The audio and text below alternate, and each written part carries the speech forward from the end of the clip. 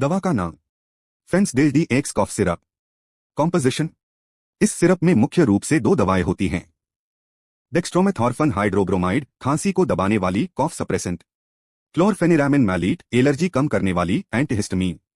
इस्तेमाल, यह सिरप मुख्य रूप से इन समस्याओं में दिया जाता है: सूखी खांसी, ड्राई कॉफ, एलर्जी के कारण खांसी, गले में जलन, इरिटेशन, सर्दी जुकाम से जुड़ी खांसी, छींक, नाक बहना, एलर्जिक सिम्टम्स। बलगम वाली खांसी में आमतौर पर नहीं दिया जाता। कैसे काम करता है? डेक्स्ट्रोमेथॉर्फन दिमाग के कॉफ सेंटर पर काम करके खांसी को कम करता है।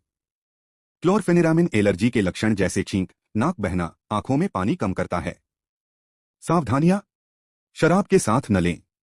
गाड़ी चलाते समय सावधानी, नींद आ सकती है। गर्भावस्था